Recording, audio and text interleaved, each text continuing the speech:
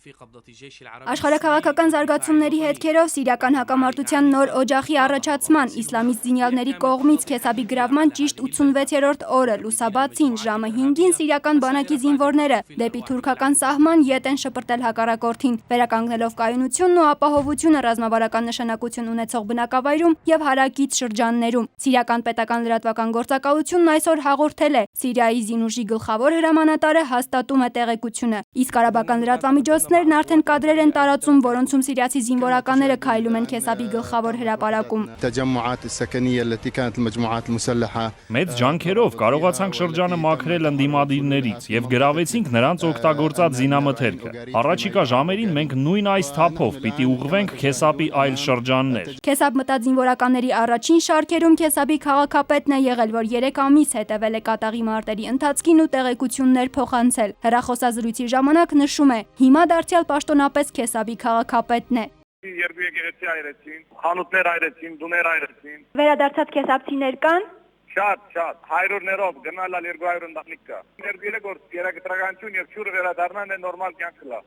Հայաստանում առաջիններից մեկը Սփյուռքի նախարարն է ազատագրման լուրն իմացել։ Սփյուռքահայերի հարսանիքի թեժ պահին, ասում է, ցնծությունը միայն տեսնել էր պետք։ Հիմնականում քաղաքը կանգուն է,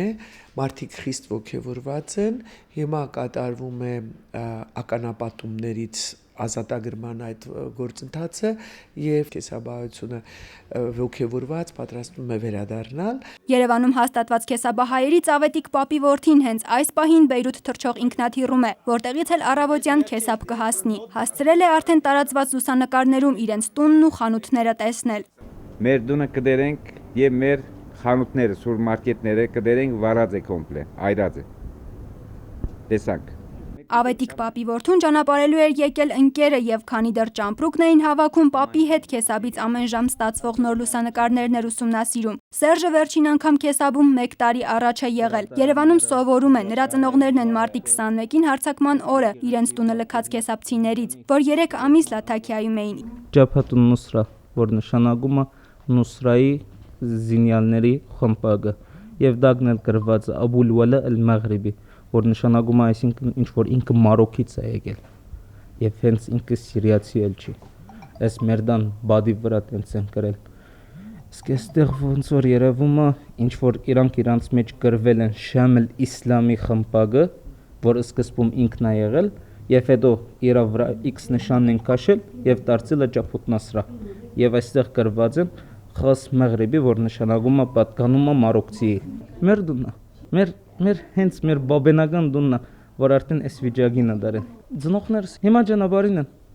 ելնում են տևի Քեսաբ։ Քեսաբի ազատագրումը եւ դրան գրեթե զուգահեռ իսլամիստ ահաբեկիչների կողմից Մոսուլում թուրք դիվանագետների պատանդառությունը փորձագետները գնահատում են որպես Անկարայի իշխանական դերնախավի մերձավոր արևելյան քաղաքականության մեկ այլ խոշոր ձախողում, քանի որ հենց նաեւ Էրդողանի վարչակարգի կողմից Քեսաբում հովանավորվող իսլամիստ ահաբեկիչներն իրենց գործողություններն Իրաքում ուղղեցին Թուրքիայի դեմ։ Թուրքագետ Ռուբեն Մելքոնյանի դիտարկմամբ Անկարայի դասական եւ արդեն կանխատեսելի դիվանագիտությունը հերթական անգամ բախվեց իրականությանն ու տապալվեց, վերահաստատելով դեռ 50-ականներից արաբական աշխարհում արևմուտքի ժանդարմի Թուրքիայի համբավը։ Մերձավոր արևելքում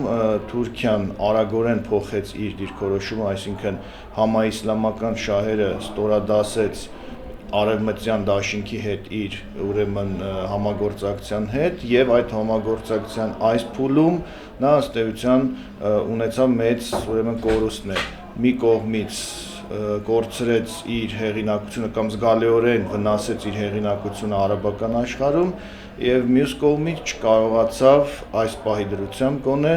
շոշափելի արդյունքներ ունենալ Սիրիայի պարագայում։ Ուշագրավ է հատկապես մեկ այլ փաստ։ Անգամ թուրքական մամուլը եւ շատ հաճախ նաեւ իշխանամետ մամուլը չէր կարող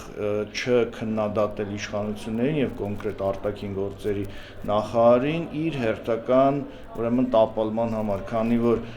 այն փաստերը, որ կային, որ թուրքական կողմը ակտիվորեն ներգրաված էր այս խնդրին, հնարավոր չէ թաքցնել եւ մամուլում վերլուծաբաններից մեկը շատ հետաքրքիր էր գրել, որ սպիտակ թելով էր կարկատած այն ամբողջ խաղը, որ